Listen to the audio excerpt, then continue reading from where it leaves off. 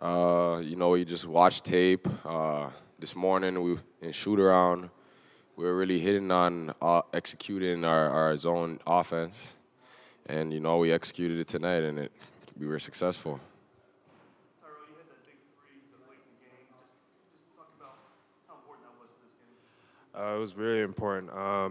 Honestly, when I threw it up there, I thought it wasn't going to go in, and it went in. So it was just one of those days. But I'm happy we got the win. I mean, everyone played great. Everyone's looking for each other, passing the ball, moving the ball.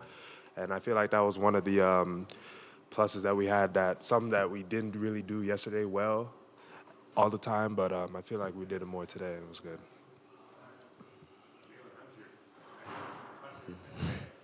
Yeah, it's just a little bruise that I'm playing through. Happened yesterday, but I'm just pushing forward, pretending like it's not there, and, trying to get the win every day when we step on the floor. When you make 10 3-pointers in 2 days, do you think about just leaving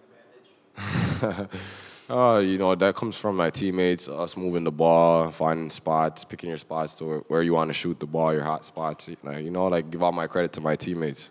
How do you, in terms of your shot, do you feel like you're particularly locked in, or how do you feel your form is right now? I just been working at it all summer, really being more consistent with my jump shot, and, it's effective right now. Sort of along the same way as you, Tyrell. You're hitting your shots that night. Just any explanation? We just kind of feeling it. I mean, it's like the same thing with Jalen. Throughout the summer and all this preseason, I was just working on my game, getting better, and just everything. So, I know the time that I put into it. So I just have to just stay consistent with it. That's just my main thing. You guys going your first road trip, and you face familiar face. What's it going to be like seeing Todd signing again? Nothing really changed, like I said. We play a lot of our coaches this year. We wish the best of luck to all of them. It's gonna be we're happy to see them, obviously, but once we step on the floor, it's battle time. Yeah, once we go on the road now, it's a new mentality. We have to have a new mindset. It's going to be different. It's going to be a good test for us, but I feel like we're going to be ready for it.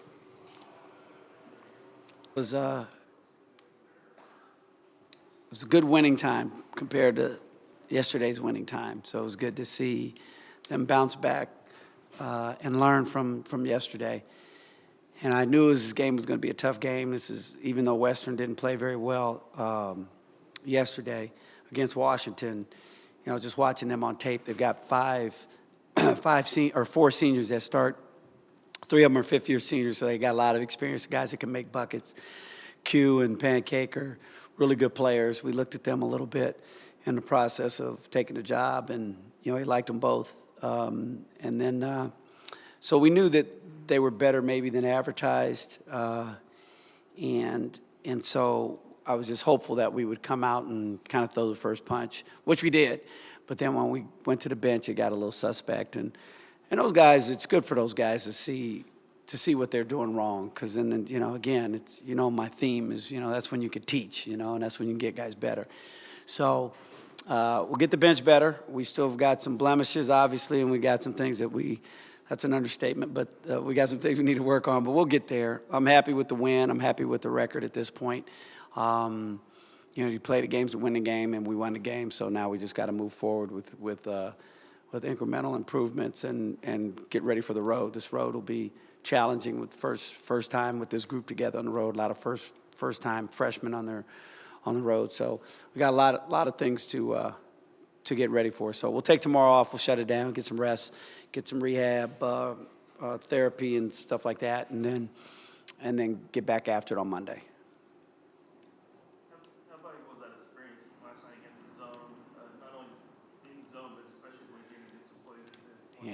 Yeah, I didn't think it was very valuable the first half. As soon as we were chopping them up in the man, and as soon as they went to the zone, it was like, okay, guys, we just talked about this. Like, we just reviewed this. We just walked through it. We didn't go live, but we showed film. Good offense. Bad offense versus 2. Okay, move the ball. These are the spots. This is the concepts. You know, we need to attack it, and here's some sets, and we showed them all that stuff. And zones just put teams on their heels. You know, it's just it's truly an art to teach a team how to attack a zone with zeal, even in transition, and beat them down the court, and not be, you know, slow to execute because they're in a zone. You know, so. It's something that typically our teams have done in the past. So it's even a little more frustrating when you know that they can be so much better at it. So, but in their defense, they rallied in the second half, and they were very good, I thought, at least the execution part of it. And then we made some big shots. I mean, T. Green and JP were really big offensively tonight. Both those guys, I think, had career highs or season highs, but career highs probably, right?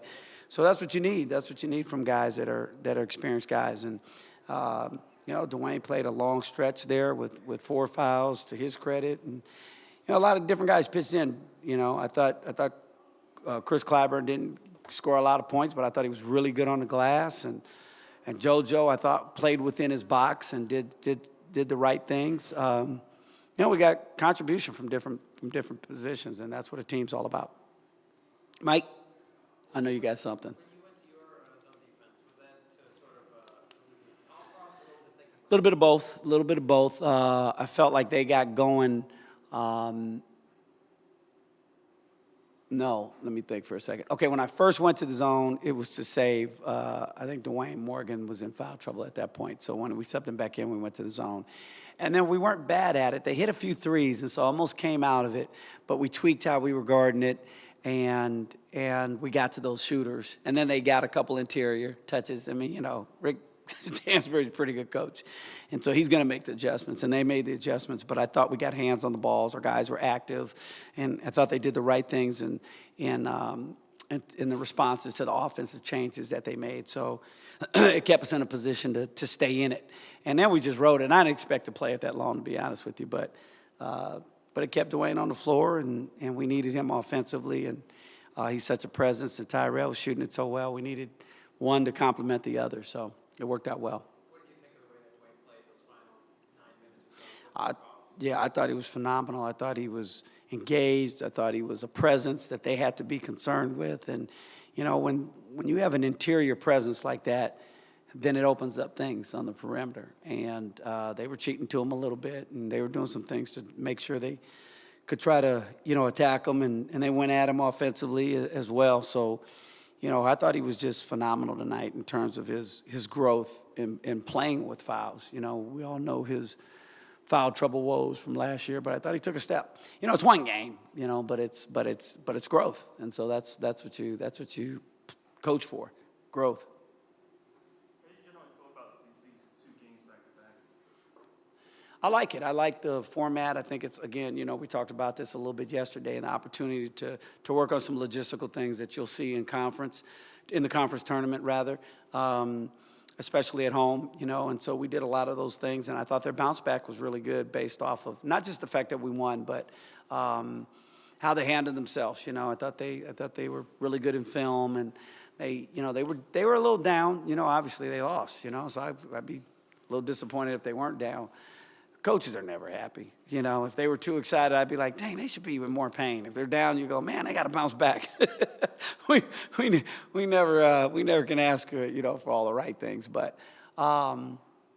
it was good. It was good to see their responses to the challenge of having to play right after a loss.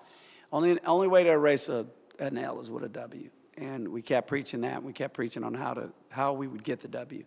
And the biggest thing was knowing and understanding personnel in a short turnaround like that, because you're not going to learn all their sets, and you don't have the luxury of time to really dive into strategical, you know, defenses to maybe take them out of some things and so forth. So you just choose a couple actions defensively that you can do, and then you just make sure you know who they are and how they play. You got to know 14 is going to his left. You got to know Q and Pancake are going to get their shots up, and you got to be able to challenge their threes and chase them off the line. So you have to, and it's on and so forth. So, and I thought they did a pretty good job of that for the most part.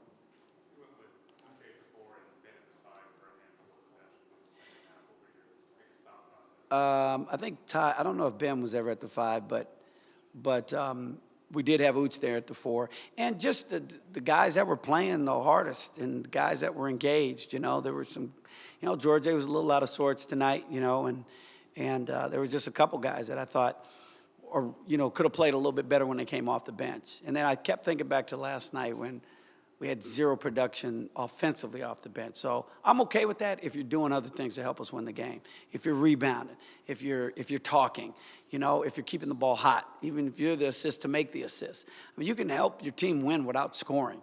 But I didn't feel like those guys were engaged physically when I made that first substitution. It was 10-0. I made that first sub. It was 8-10 like that, like it was a minute and a half later or whatever it was. At least that's how I felt. So I needed guys that wanted to fight tonight. I needed some toughness, and my young guys might have been a little shell shocked when they came off. But to their defense, I thought that when I gave them a second look, they played pretty well. But going small was by design under the circumstances with the depleted front line. Yeah. Oh, you want it? We have Chris is going to be out for several weeks. I don't know exactly how long yet, but we won't have him. And Sheck is kind of day to day. I intentionally sat him to get him rest and get him better. He's moving in the right direction, so we want to just make sure we got to get him to be healthy so he can be the player he can be. And so we'll rest him until I feel comfortable that's going to come to be. And in the meanwhile, other guys got to take advantage of the opportunities that are presented because of the minutes that will be afforded to them. But Chris Clyburn is not Chris Clyburn. Chris Jones is definitely going to be out for a few weeks for sure. And again, I won't go to the specifics of his injury. Isn't there like a law against that or something? Talking about a guy's medical situation. Guys, stop asking me about it. What's wrong with him? I don't know. I'm not a doctor. But it's his foot, and he's injured in his foot, so he's going to be out for a few weeks. Having played without those guys today and having success, does that help going forward?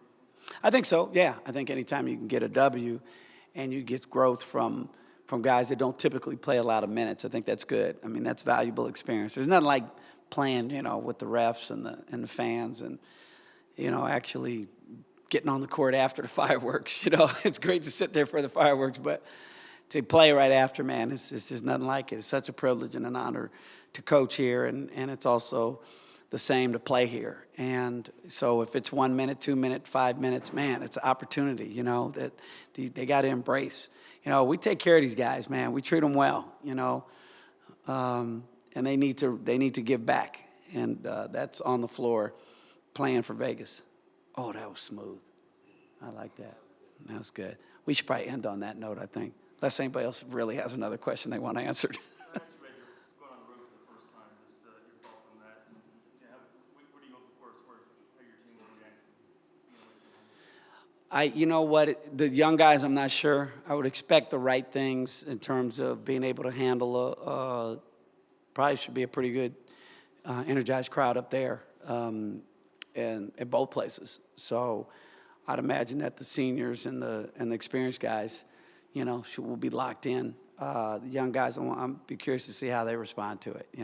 They've been in the confines of friendly, warm confines of home here for the last 6 games. So let's see what the road brings them.